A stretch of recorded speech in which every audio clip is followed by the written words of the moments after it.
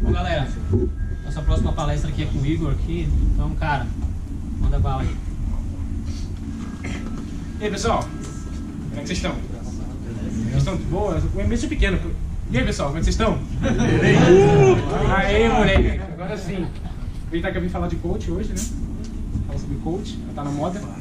E hoje vocês vão sair com um mindset diferente agora. Vai ser uma coisa nova. E a qualidade sobre essa talk de Go é que hoje eu não trabalho com Go ativamente, assim, tipo, minha linguagem que eu mexo hoje é com JavaScript.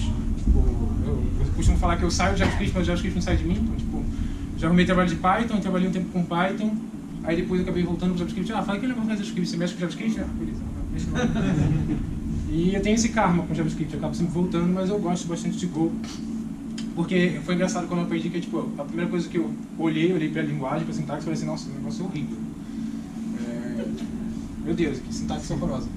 Aí eu conheci a sintaxe Dart. Alguém de JavaScript.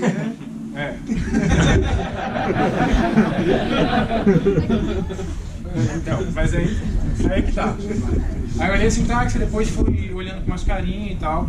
Depois eu olhei a sintaxe Dart, né, que você falava que é horrível lá, do Flamengo e tal. E aí eu olhei e falei, beleza, acabei, tipo, me acostumando com a sintaxe, fui gostando da linguagem. Hoje eu, tipo, tento colocá-la bastante lá onde eu estou trabalhando. Apesar de continuar mexendo com JavaScript, né? Um pouco sobre mim, meu nome é Igor Halfield, ou Halfield, ou Halfeld, depende do nome do CCA de vocês aí. Tem meu Twitter aqui, se vocês quiserem depois twittar uma sugestão de nome, que sempre alguém faz isso, sempre tem alguém que faz isso. Coloca lá Alfredo, enfim, tem os nomes aí. Aqui está meu site, essa tal aqui, esses slides vão estar lá, depois se vocês quiserem pegar. Eu tinha falado do Twitter. Quiser trocar ideia, vamos trocar ideia, manda mensagem lá, vamos ver alguns eventos. Eu sempre incentivo a galera a palestrar, porque isso me ajudou a perder a timidez, que eu fui uma pessoa bastante tímida. Eu sou bem ativo na comunidade JS, como eu falei, JS não sai de mim. Organizo algumas comunidades JS, elas são as comunidades Vue, JSP e a NodeBR. Eu sou Microsoft MVP e organizo um evento chamado Vue.js Summit, que é uma conferência de Vue.js.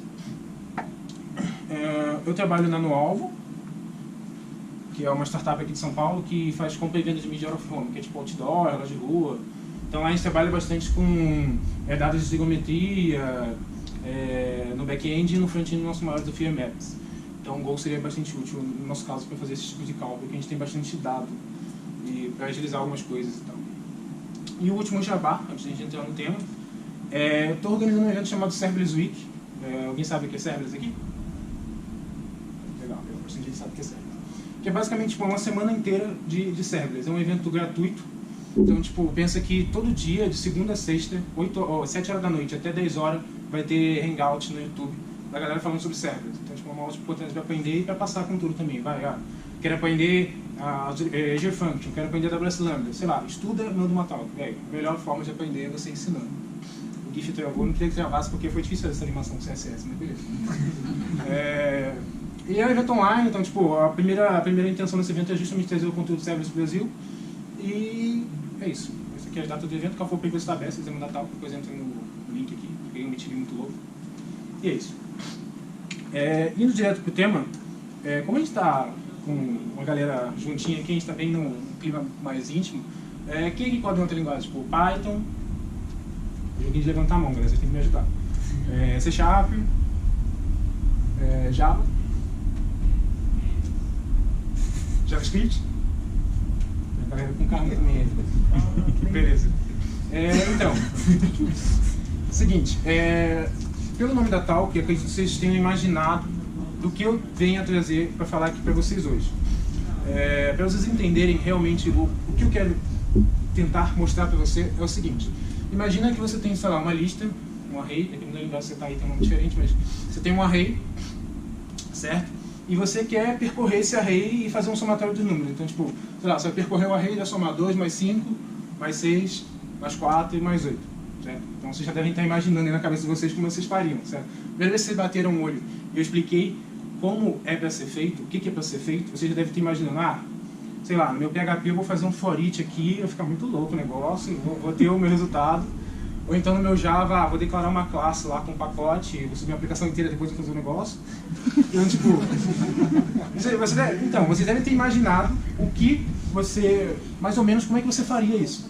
Que é a mesma coisa quando você está, sei lá, aprendendo um idioma. Você aprende um idioma, você pensa, como é que eu falaria isso em inglês? Sei lá, tipo, você bate o olho e você já sabe o que você tem que fazer. Principalmente quando é uma tarefa desse tipo. Então, se você mexe com Go, se a tua linguagem primária for Go, você deve ter imaginado isso aqui. Isso aqui deve ter passado na tua cabeça.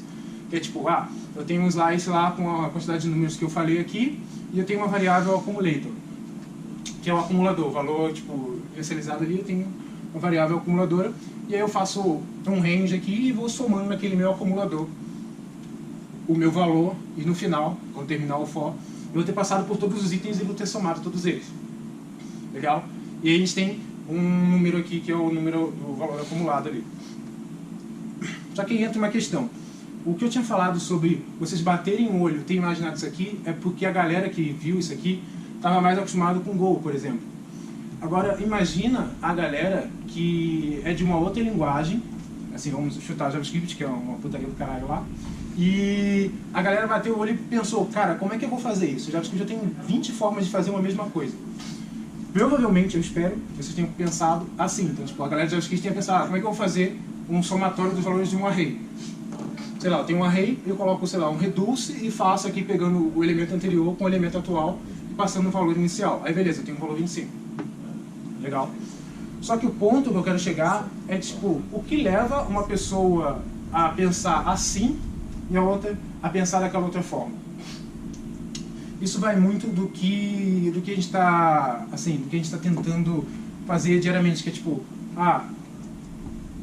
sei lá, exemplo, questão de mente aberta, sabe? Vai você, tipo, olhar para qualquer lado, assim, experimentar várias coisas para saber o que você, para você começar a olhar as coisas de forma diferente. Então, tipo, quando eu mostrei isso aqui no Go, existem formas de fazer isso diferente. Tipo, não só a primeira forma que você bate, assim como o design, assim como qualquer outra coisa na vida, existem formas de você fazer diferente. E o fato de a galera de JavaScript geralmente fazer um somatório assim, teve influência de alguma coisa, seja ela de uma outra linguagem, que a pessoa veio de uma outra linguagem fez de uma forma diferente, ou mesmo de um paradigma, que é o ponto que eu quero chegar aqui. Quando eu digo pensar funcionalmente, é tipo, eu bati o olho, a primeira forma que eu pensei foi funcional, depois de orientação objeto e depois de ativo, ou ao contrário. Mas o ponto é, tipo, olhar para uma coisa e ter outras visões, sabe? O que eu quero dizer com isso? Já parou para pensar por que alguém vai aprender Haskell? Liberdade de espírito, talvez? A paz interior? E tem um outro ponto que eu acredito que seja essa, que é para falar para as outras pessoas que sabem Haskell. É que nem CrossFit, é impossível você falar com uma pessoa que, tipo, a pessoa não vai falar para você. Geralmente você conhece a pessoa, e aí, tudo bem? Oi, eu faço CrossFit. É a mesma coisa. Você conhece uma galera, uma pessoa que sabe Haskell, ela te falou isso na primeira vez que ela te viu. Certeza, certeza. Mas o ponto é que, tipo, a galera vai aprender Haskell, eu me fiz essa pergunta várias vezes, até depois chegar a uma conclusão. Mas o ponto do que por que a galera vai aprender Haskell é que, tipo, no Haskell você tem uma forma de fazer as coisas e ela é funcional. A galera vai aprender, tipo, quando bater o olho em alguma outra situação, de uma outra linguagem, saber como aplicar uma forma funcional, já que Haskell você não tem uma outra forma de fazer as coisas. Então, quando eu vou para uma linguagem que ela me obriga a fazer justamente de um paradigma, e o paradigma que eu não sei, eu vou acabar aprendendo a visão que a linguagem quer me passar, sabe? Você começa, tipo, a olhar aquilo de forma diferente. Então, tipo, mesmo que essa mina só tenha 2 pernas, ela parece que tem 3, tá ligado? Tipo, tenho certeza que alguém viu alguma coisa aqui, né? Senão perdeu todo sentido, mas espero que sim. Mas é isso, então, tipo, a galera vai aprender Haskell justamente que, caralho, eu quero realmente ver o negócio de forma funcional. Eu não quero bater o olho e pensar se eu fiz um for each lá e somando um acumulador. Eu quero realmente fazer, sei lá, eu quero fazer um reduce, eu quero colocar ali ponto reduce e depois aplicar uma função que vai modificando o flow dos meus dados, por exemplo, os valores dos meus dados que está sendo percorrido. Eu quero ver de forma diferente. Então eu cheguei à conclusão, beleza, eu queria me aprofundar em programação funcional de verdade. Por que eu digo isso? Porque, tipo, no JS, geralmente, meu karma, voltando pro meu karma, tipo, eu posso fazer JS, mas a linguagem não é puramente JS, não é puramente funcional, ou então ela não tem coisas realmente que linguagens funcionais têm. Então eu queria, tipo, beleza, eu quero realmente aprender programação funcional de verdade. Aí eu falei, mano, eu vou pra Haskell, eu vou virar o cara crossfiteiro que chega, mano, eu faço crossfit e tal, tá ligado? Eu não queria isso. E uma coisa que eu vi numa outra linguagem foi uma linguagem chamada Scala. Eu não sei quem conhece, acho que a maioria deve conhecer. Ela não é puramente funcional, mas ela tem uma característica funcional bem forte, ela tem coisas de funcional bem fortes nela. E o propósito de eu trazer essa talk aqui foi porque eu comecei a aprender Scala, vi algumas coisas, tentei aplicar em Go e eu quero trazer a minha experiência para vocês. Acabou o slide, galera, pra tudo. Então eu vou abordar algumas coisas aqui que eu achei fácil, que eu achei fácil de fazer, o que eu não achei fácil de fazer, e a gente vamos tirar as conclusões, a gente conversa um pouco, eu acho bem legal essa interação.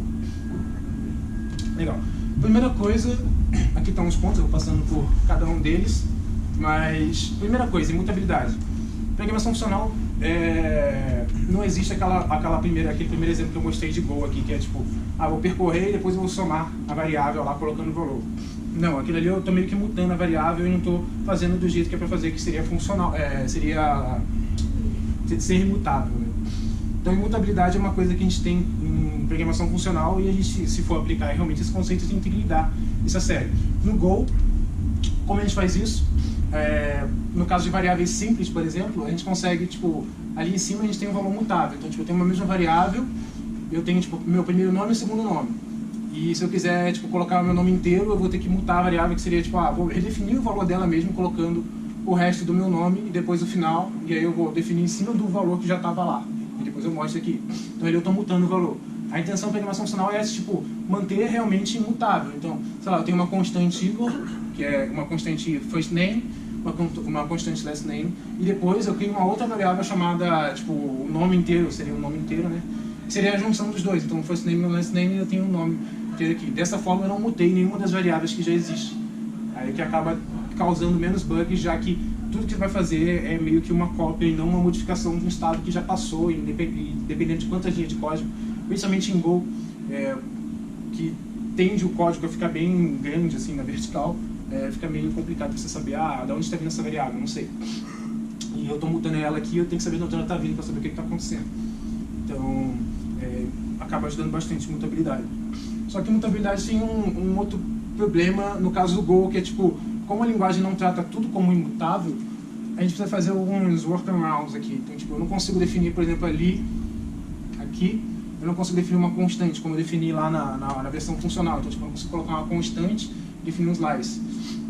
A constante no Go só funciona como em algumas outras linguagens também, ela só funciona tipos primitivos. Então, tipo, no caso do slice, eu teria que declarar isso aqui e mentalmente falar assim, caralho, eu não vou mudar isso, eu não vou mudar isso, eu não vou mudar isso.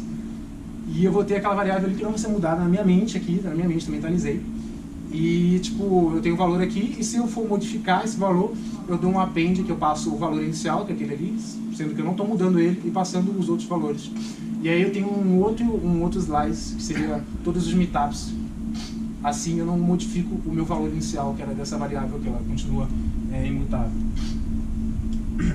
Só que aí, como a Go ele não foi uma linguagem feita para ser puramente funcional, a gente começa a dar aquela coçadinha na cabeça, assim, que você fala assim, que porra é essa?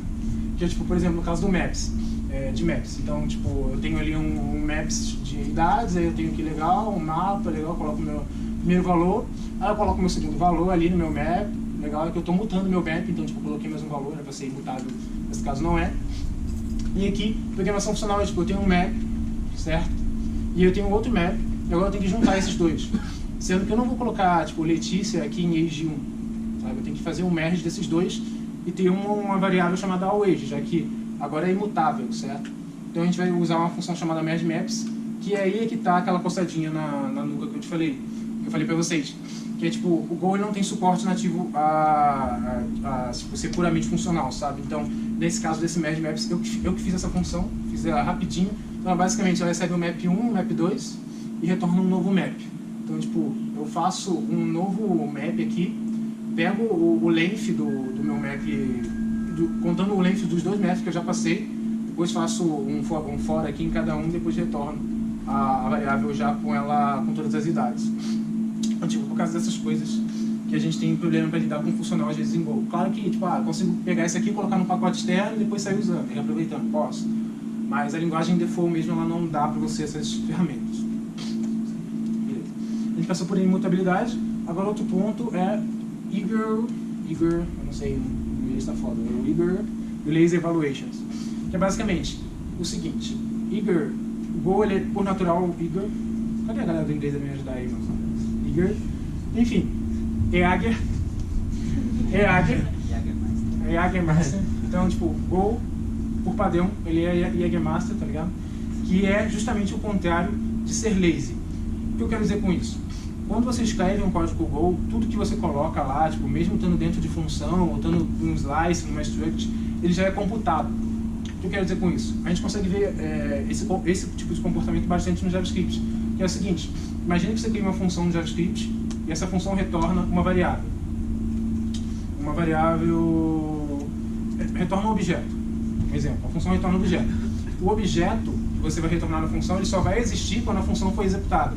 Então no Go, ele é Eager Master. Então, tipo, tudo que você faz, ele já é tipo, encaixado em algum lugar na memória lá, já é feito os esquemas, e não lazy, que seria ao contrário, tipo, ó, o meu state só vai existir quando eu executar uma função, o meu slice só vai existir quando eu executar uma função. Tem uma forma que é um workaround, mas não vamos chamar de workaround, vamos chamar de modo de fazer, que é tipo, a gente consegue ter esse lazy, essas evaluações lazy, que seria, traduzir fica muito escuro, mas enfim, lazy, que é usando uns caras chamados channels e coroutines. A gente consegue usar os dois para abstrair isso e conseguir ter um comportamento lazy. A gente vai chegar nesse ponto daqui a pouco, mas eu vou partir para outro tema que vai ser importante para a gente chegar nesse ponto aqui. Vocês já vão ver. Então gravem na cabeça, Eager Master e lazy. E o outro ponto é closures. Closures é basicamente, tipo, você tem uma função que pode retornar inúmeras funções, mas a pegada do closure mesmo é, tipo, como você tem essa função aqui dentro dessa outra função, os parâmetros dessa função de cima estão disponíveis aqui embaixo. Então, tipo, imagina que você tem um logger lá, aqui é só um alias para o print mesmo do Go, eu só quis dar um exemplo. Então, tipo, imagina que você tem uma função logger que tem um isProduction.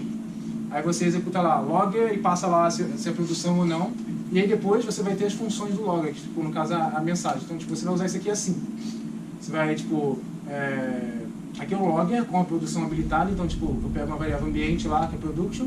Aí beleza, agora o meu logger está aqui. Só que esse logger aqui, essa instância de logger, ela tá, tipo, com if de produção habilitado ou não.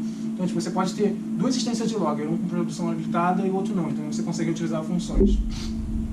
Mas o esquema da closure mesmo é justamente isso, é você conseguir reaproveitar variáveis que não necessariamente estão no escopo dessa função, mas estão no escopo de cima, que não é o global, mas pode ser dessa função aqui, que é no caso da log. E nisso você pode, tipo, ter várias funções e tal. E o Go suporta isso muito bem, é muito top, muito louco.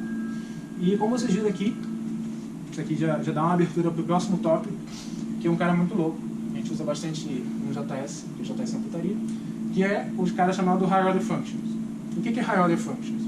É tipo, Higher Order Functions está presente em linguagens que tratam funções como cidadãos de primeira classe. Isso não ajuda em nada para entender, mas todo mundo fala isso, eu quis falar também.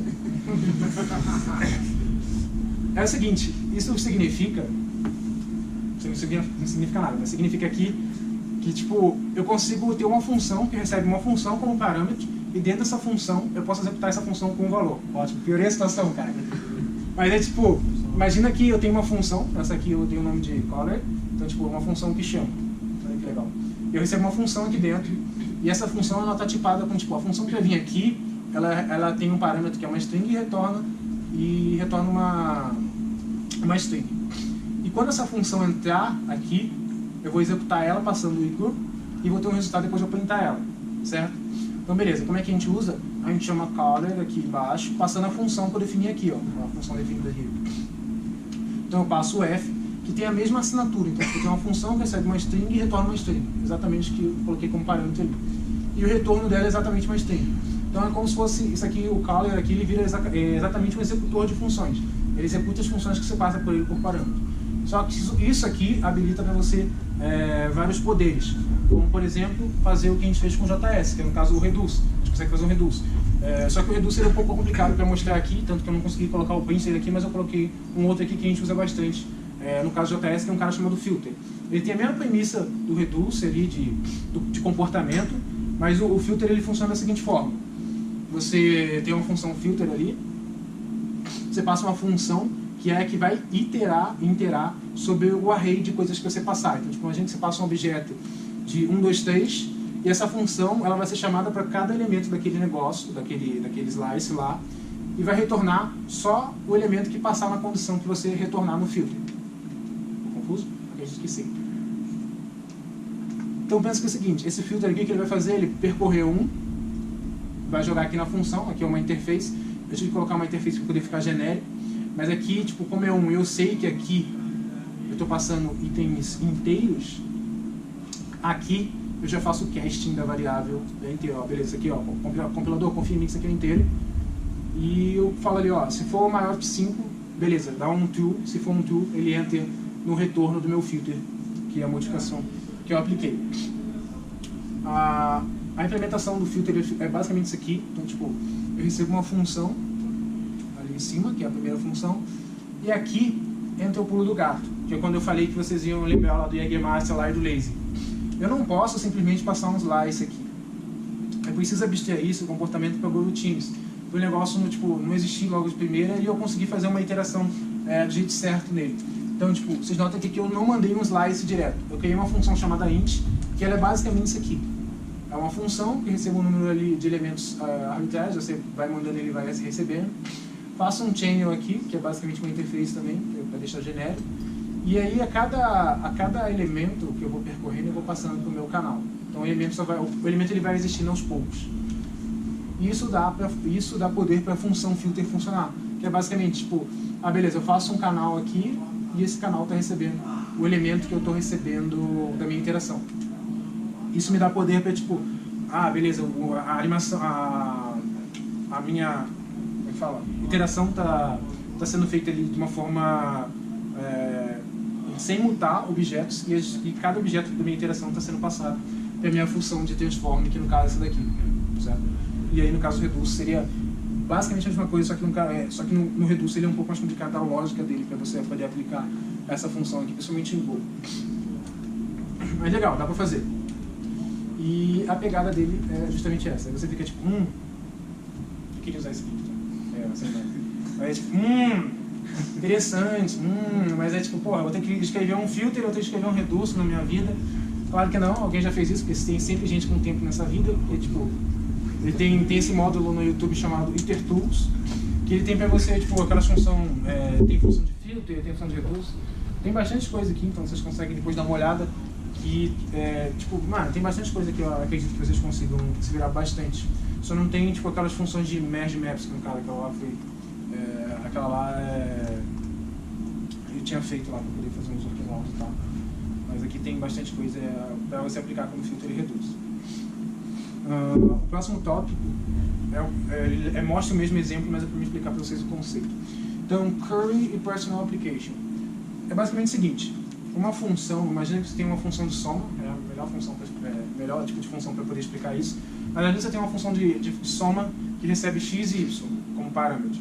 Se você coloca essa função para receber só x e essa função retornar uma outra função que recebe o y, você tem uma prática chamada curry, que é tipo, cada função que você vai retornando os parâmetros. Então aqui no caso a gente tem um curry. Por quê? Porque tipo, aqui eu recebo um parâmetro só e aqui eu recebo o outro parâmetro. Tipo, tem uma função curry, sabe? E o Personal Application é a mesma coisa do curry, só que a diferença é que tipo, você não recebe um parâmetro só, você pode ter mais de um parâmetro, certo? Então é a mesma coisa, só tem um nome diferente porque geralmente com curry você consegue ter composições de funções melhores, já que cada função recebe um parâmetro só. Então, no funcional a gente tem muito disso de tipo, compor funções. Então se a função recebe um parâmetro só, fica mais fácil fazer a composição dela. Beleza. E o último tópico, que é depois desse a gente parte para eu quero saber a opinião de vocês também, que é recursão. O que é recursão? Recursão é basicamente a função se chamar, sabe? Então, tipo, sabe quando vocês vê a latinha de Royal, dentro da latinha de Royal, dentro da latinha de Royal, esse tipo de coisa. Então aqui é basicamente um Fibonacci, que é o mais clássico para falar de recursão, que é tipo, eu executo a função toda e no final eu chamo ela de novo com um valor do meu resultado, da função. Então, tipo, se eu passar 12 aqui, ela vai ficar chamando, caralho, não sei o que, depois retorna o valor quando estiver pronto ali. Já nos esquemas ele vai retornar aqui e já está tudo certo. Só que tem um problema. Linguagens funcionais, que estão inteiramente funcionais, eu tenho um bom suporte para isso. A gente tem um cara nela chamado Tail-Cow Optimization, que é o seguinte: quando você executa aqui, esse valor entra e ele vai fazer isso aqui, né? Ele vai fazer a verificação aqui, mas geralmente ele vai passar direto até chegar no final. Então, passei o valor, ele vai vir até aqui, beleza, executei de novo, executei de novo, executei de novo, executei de novo. Em linguagens que não tem o Tail-Cow Optimization, o que ele vai fazer? Ele vai voltar, ele vai ter que voltar tudo para poder saber o resultado e depois retornar. Se a linguagem ela tem Tail-Cow Optimization, o que vai acontecer? Tipo, eu chamei, eu vou fazer isso aqui, vou fazer isso aqui, beleza, eu cheguei no meu valor, não preciso voltar, eu já sei, eu já confio que está tudo certo e eu retorno. Então, por Go não ter Tail-Cow Optimization, se você faz isso aqui com um valor muito alto, se você colocar um valor extremamente alto aqui, primeiro, vai demorar, porque demora mesmo, mas vai ficar muito lento, justamente porque Go não tem suporte a isso. Tem uma forma de a gente contornar isso, seria fazendo um for, mas aí não é recursivo, então esquece a recursão do Go. Eu falei pra caralho que não chegar a ponto nenhum. Mas é justamente isso. Então, tipo, o Go não tem suporte a fazer esse tipo de coisa. Então, sei lá, vai fazer uma recursão, uma recursão simples, beleza. Tá, tipo, isso é uma prática que a gente vê em linguagens funcionais, justamente porque a linguagem que é puramente funcional, ela não tem for, ela tem só recursão. Então, a única forma de você iterar sobre alguma coisa é você fazer uma função se chamar. No caso de Go, a gente tem que usar for, porque ela não tem esse cara chamado Tail-Cow Optimization. Era isso que eu tinha para passar para vocês. Os meus slides vão estar no meu site. Tá aqui, goles.me/talks. Eu não subi ainda lá, confia em mim, eu vou subir. Depois eu vou twittar também, então se vocês quiserem depois dar uma olhada no Twitter lá, eu vou twittar, vocês conseguem pegar esses slides com todos os exemplos. E é isso.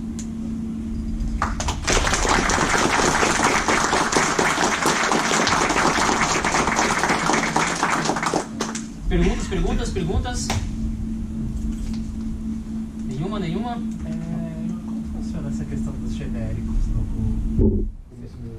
Como funciona os genéricos no Go? Porque você passou lá na interface vazia mas genéricos não tem Java. Ele é como se fosse o Java 4, ou seja, uma lista de algo. A interface é como se fosse o objeto dos objetos. Aí se tipo, você vai fazer alguma coisa, você vai fazer lá o cache. Eu tinha feito lá. Alguma pergunta?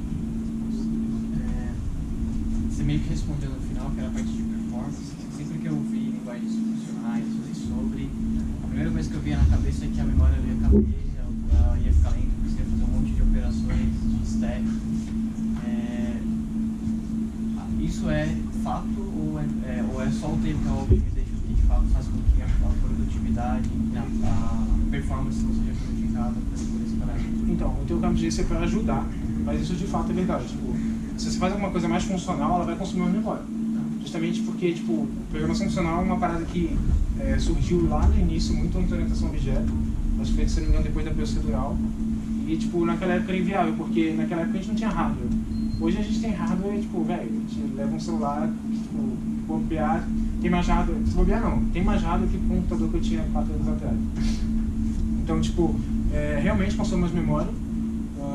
O caso do Tail-Cow Optimization é porque, tipo, fica impossível. Se eu colocar um valor muito alto ali, ele vai ficar, tipo, muito tempo. Ou então, tipo, no caso do Fibonacci, ele vai ficar muito tempo porque é Fibonacci. Mas se fosse alguma outra coisa, tipo, sei lá, tem um cara chamado DynamoDB da AWS. Eu falei ele porque foi ele que eu tive experiência. Que é, tipo, ele, quando você faz uma consulta, ele retorna, tipo, se tiver paginado, ele retorna uma propriedade chamada offset. Você tem que mandar essa propriedade na outra chamada, passando esse offset para ele saber, beleza, é toda essa página aqui que eu vou pegar daqui em diante. No JS eu fazia isso com recursão. Eu jogava recursão lá, beleza, JS pode tudo, né? Então, tipo, passava o offset lá, ele chamava a minha função, depois eu só ia somando no array, conforme ele ia enchendo o negócio. Só que eu tentei fazer isso com Go, só que ficou muito lento, justamente porque ele tinha que voltar depois de fazer depois de pegar todos os dados, ele tinha que voltar aí. Então, acabava demorando o dobro de tempo, porque ele tinha que fazer o passo de ir e o passo de voltar. Sabe? Então, tipo, consome bastante memória? Consome. Nada muito resolvido tanto no dia de hoje, mas nesse caso, o Tail-Cow Optimization são coisas absurdas. Né?